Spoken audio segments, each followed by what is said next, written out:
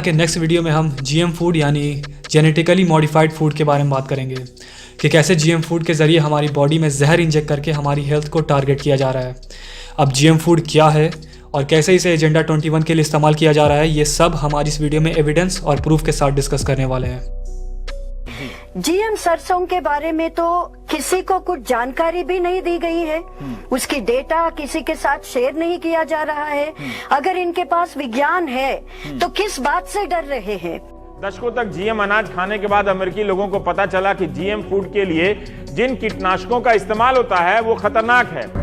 यानी GM food के नाम पर कुछ मल्टीनेशनल कंपनियां हमारी थाली में जहर परोसने का एक गहरा षड्यंत्र रच रही है। समय रहते अगर हमने कुछ ठोस कदम नहीं उठाए तो उनकी ये चाल हमारे खाने को हमारी जान का सबसे बड़ा दुश्मन बना सकती है। इसको सख्त विरोध करना चाहिए। इस सब की शुरुआत होती है 1955 से, जब अमेरिका और वियतनाम के बीच एक वॉर हुई थी जिसे वियतनाम वॉर के नाम से जाना जाता है। इस वॉर में अमेरिका ने अपने दुश्मनों के ऊपर एक बहुत ही डेडली केमिकल यूज़ किया था जिसका नाम है केमिकल एजेंट ऑरेंज, और जिस कंपनी ने उस वक्त इस केमिकल को मैन्युफैक्चर किया था उस कंपनी का नाम है मॉन्सेंटो। खैर, अब ऐसी ही एक दूसरी कंपनी है जिसने 1941 में एक बहुत ही पॉइजनस गैस मैन्युफैक्चर की थी जिसे हिटलर अपने गैस चेंबर में इस्तेमाल किया करता था लोगों को मारने के लिए, और इस कंपनी का नाम है बेयर। शायद आप सोच रहे हो कि मैं आपको इन सब के बारे में क्यों बता रहा हूँ।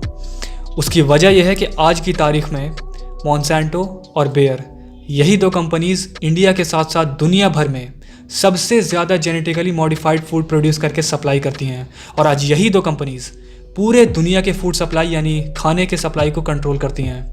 How ironic is that. अब आप खुद से ये ज़रा अंदाज़ा लगाइए कि ये जहर बनाने वाली कंपनीज जो आज फूड सप्लाई प्रोड्यूस कर रही हैं, इनका सप्लाई किया हुआ फूड हमारे लिए कितना ख़तरनाक होगा।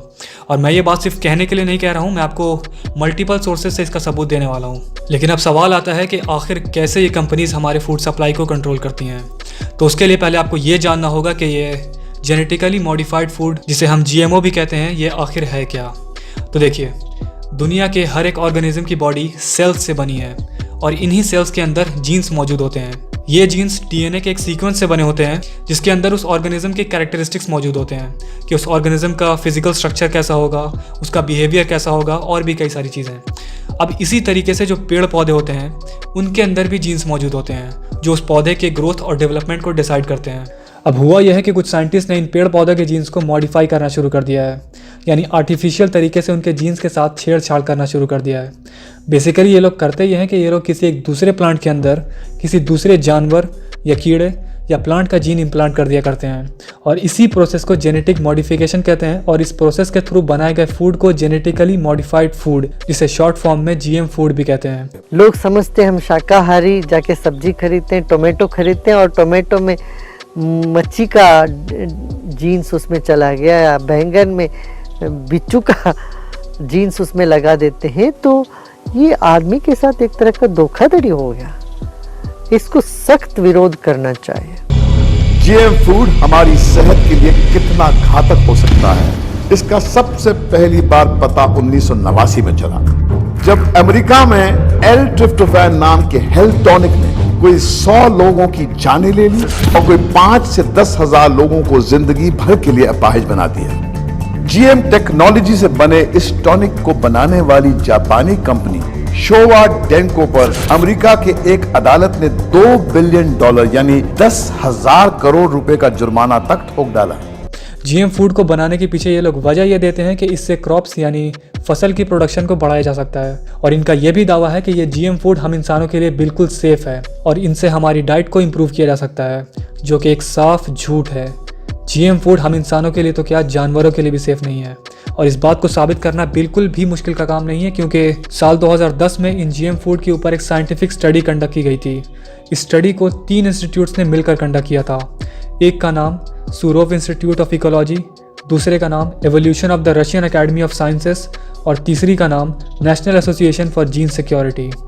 और इन केस अगर आप इस रिपोर्ट को खुद पढ़ना चाह रहे हो तो लिंक मैंने डिस्क्रिप्शन में दे दी है। इस स्टडी को कंडक्ट करने के लिए चूहों के 4 ग्रुप्स बनाए गए थे, जिनमें से 2 ग्रुप्स को नॉर्मल फूड खिलाया गया और बाकी के 2 ग्रुप्स को GM फूड यानी जेनेटिकली मॉडिफाइड फूड खिलाया गया। अब हुआ ये कि कुछ टाइम बाद जीएम फूड खिलाए जा रहे ग्रुप्स के चूहे बच्चे पैदा नहीं कर पा रहे थे। वो बाकी ग्रुप्स के चूहों के मुकाबले बहुत कम बच्चे पैदा कर पा रहे थे। अगर साफ शब्दों में कहा जाए तो वो चूहे स्टेरिलाइज होते जा रहे थे। ये बात आप ध्यान में रखें कि जब इन जीएम फूड्स का चूहों पर इतना खतरनाक असर रहा था तो हम इंसानों के ऊपर भी इसका बिल्कुल ऐसा ही असर होगा, क्योंकि हम इंसानों और चूहों के जीन्स 90% एक जैसे ही होते हैं। और सिर्फ यही नहीं बल्कि इन चूहों का बॉडीली सिस्टम भी हम इंसानों की तरह ही परफॉर्म करता है। ब्रिटेन में जीएम सोए के बाजार में आते ही लोगों के बीच सोए एलर्जी में बेतहाशा बढ़ोतरी देखी गई और देश में जीएम फूड पर पाबंदी लगा दी गई। जर्मनी में जीएम कॉर्न के गायों पर परीक्षण के दौरान 12 गायों की मौत हो गई। बीटी कॉर्न से निकले पॉलिन के हवा में घुलने से फिलीपींस के एक गांव में सभी लोग खुजली से परेशान हो उठे और उनका सांस लेना भी मुश्किल हो गया। जेनेटिक इंजीनियरिंग धरती पर अब तक की सबसे खतरनाक टेक्नोलॉजी है और इसका हमारे खाने में इस्तेमाल करना सिवाय पागलपन के और कुछ नहीं है। जब तक पूरा experiment for long sustained period of time, एक दीर्घ काल तक, लंबे समय तक प्रूव नहीं होता कि इससे कोई नुकसान नहीं होगा, इससे कोई किसी तरह का हार्म नहीं होगा, तब तक ऐसे वेंचर नहीं करना चाहिए। ऐसा कदम नहीं उठाना चाहिए जिससे एक तरह का परमानेंट शाश्वत डैमेज ना हो जाए। अब अगर हम रियलिटी की बात करें कि क्या वाकई में जीएमओ की वजह से बर्थ रेट कम होता जा रहा है, तो आप जान लें कि कई सारे रिसर्चर्स ने ये बात कही है कि जब से अमेरिका ने जेनेटिकली मॉडिफाइड फूड को अपने मार्केट में अप्रूव किया है, तब से अमेरिका में चाइल्ड बर्थ रेट लगातार गिरता जा रहा है, लगातार डिक्रीज होता जा रहा है। अमेरिका के FDA यानी फूड एंड ड्रग एडमिनिस्ट्रेशन ने करीब 15 साल से जीएमओ को अप्रूव किया हुआ है, यानी 15 साल से वहाँ के लोग जीएमओ को कंज्यूम कर रहे हैं। अब अगर आप वहाँ के पिछले 10 साल के बर्थ रेट चार्ट को देखेंगे तो आपको पता चलेगा कि वाकई में 2010 के बाद से कंटिन्यूसली वहाँ की बर्थ रेट डिक्लाइन होती जा रही है। और साल 2017 में तो ये हाल था कि उनका बर्थ रेट इतना लो हो गया था जितना पिछले 30 साल में कभी नहीं हुआ था। एक सज्जन ने अमेरिकन FDA के खिलाफ केस किया और उसमें जब ये केस के सामने कोर्ट में FDA को 44,000 पेजेस को लाना पड़ा। उस पेजेस में ये बड़ा स्पष्ट था उन डॉक्यूमेंट्स में कि अमेरिकन साइंटिस्ट ने वार्न किया था कि इस जेनेटिकली मॉडिफाइड फूड से बहुत सारे प्रॉब्लम हो सकते हैं, लेकिन उसको पॉलिटिक्स ने दबाया गया। और इसका मतलब साफ है कि FDA जो अमेरिका का है वो दूध का धुला नहीं। अब जरा आप आइए इन जीएमओ को बनाने वाली कंपनी मॉन्सेंटो के ऊपर। मॉन्सेंटो ही वो कंपनी है जिसने सैचरीन नाम के एक आर्टिफिशियल स्वीटनर को बनाया जिसे आज कैंडीज और कुकीज़ बनाने में इस्तेमाल किया जाता है। मॉन्सेंटो ही वो कंपनी है जिसने अस्पर्टामा को बनाया जिसे आज कोल्ड ड्रिंक बनाने में इस्तेमाल किया जाता है। मॉन्सेंटो ही वो कंपनी है जिसने ग्लाइफोसल्फेट नाम के केमिकल को बनाया जिसे आज हमारे क्रॉप्स पर इस्तेमाल किया जाता है। और मॉन्सेंटो की बनाई इन सभी चीज़ों को कैंसर कॉजिंग एलिमेंट पाया गया है, यानी ये चीज़ें इंसानों में कैंसर जैसी बीमारियां फैला सकती हैं। दशकों तक जीएम अनाज खाने के बाद अमेरिकी लोगों को पता चला कि जीएम फूड के लिए जिन कीटनाशकों का इस्तेमाल होता है वो खतरनाक है। इसे हर्बिसाइड कहते हैं। जैसे खरपतवार उग जाए तो उसको साफ कर देते हैं। विश्व स्वास्थ्य संगठन की कैंसर रिसर्च शाखा ने अपनी रिपोर्ट में कहा है कि जीएम फसलों के नीचे उगने वाले खरपतवार को खत्म करने वाले हर्बिसाइड में ग्लाइफोसेट होता है, जो एक तरह से कैंसर पैदा करने वाला कार्सिनोजेन है। मॉन्सेंटो ने जब अपने जेनेटिकली मॉडिफाइड फूड को प्रोड्यूस करना शुरू किया था तब दुनिया भर के साइंटिस्ट ने इनके जीएमओस पर स्टडी की थी और सब ने ये पाया कि ये जीएमओ इंसानों के लिए खतरनाक है। इसी वजह से अब मॉन्सेंटो ने दूसरे साइंटिस्ट को अपने जीएम फूड पर स्टडी करने से रोक लगा दिया है। अंधाधुंध मुनाफा कमाने की होड़ में मॉन्सेंटो, सिंजेंटा, बायर, ड्यूपॉन्ट जैसी बायोटेक कंपनियों ने जीएम फसलों के जरिए न सिर्फ लोगों की सेहत के साथ खिलवाड़ करना शुरू कर दिया है बल्कि हमारे वातावरण में जहर भी घोलना शुरू कर दिया। अमेरिका में जीएम कॉर्न के स्टार्लिंग ब्रांड के बाजार में आते ही लोगों में एलर्जी की शिकायतों में बेतहाशा बढ़ोतरी हुई और एक बार फिर यह बात साबित हो गई कि जीएम फूड्स हमारी सेहत के लिए ठीक नहीं है। अब कमाल की बात यह है कि अब यही मॉन्सेंटो अपने जेनेटिकली मॉडिफाइड फूड को भारी मात्रा में इंडिया में सप्लाई कर रहा है और कोई इसको रोकने वाला नहीं है। 2018 की एक रिपोर्ट के मुताबिक इंडिया के food safety and standards authority of India यानी FSSAI ने सुप्रीम कोर्ट को ये कह दिया था कि जेनेटिकली मॉडिफाइड फूड इस देश में अलाउड नहीं है, लेकिन तब भी गवर्नमेंट ने जीएमओ को इंडियन मार्केट में आने से रोकने के लिए कोई भी एक्शन नहीं लिया है। 29 दिसंबर 2017 को union health minister JP Nadda ने पार्लियामेंट में एडमिट किया कि साल 2007 से लेकर आज भी इंडिया में जेनेटिकली मॉडिफाइड सोयाबीन ऑयल और कनोला ऑयल को इंपोर्ट किया जा रहा है। वो भी FSSAI के अप्रूवल के बिना। अब एक और चौंकाने वाली बात यह है कि साल 2018 में इंडिया के centre for science and environment यानी CSE ने एक रिसर्च में ये पाया कि इंडिया में नवजात बच्चों के खाने में यानी इन्फेंट बेबीज के फूड प्रोडक्ट्स में सबसे ज़्यादा GMO मौजूद है और इन प्रोडक्ट्स को खुलेआम इंडियन मार्केट में बेचा जा रहा है। CSE ने इस रिसर्च में इंडियन मार्केट में बिकने वाले 65 फूड प्रोडक्ट्स के सैंपल लिए, जिनमें से 21 फूड प्रोडक्ट्स जेनेटिकली मॉडिफाइड निकले और ये वो 21 फूड प्रोडक्ट्स हैं जिन्हें हम डेली इस्तेमाल किया करते हैं। इन सभी 21 प्रोडक्ट्स के नाम मैं डिस्क्रिप्शन में दे दूंगा, लेकिन सबसे खतरनाक बात तो ये है कि इनमें से कई सारे प्रोडक्ट्स GMO फ्री होने का झूठा दावा करते हैं। इसीलिए एक आम इंसान के लिए इन्हें पहचान पाना बिल्कुल नामुमकिन है। खैर, अब ज़रा हम लोग आते हैं फार्मर्स यानी किसानों के ऊपर। देखिए, हमारे देश में 2 टाइप के किसान मौजूद हैं।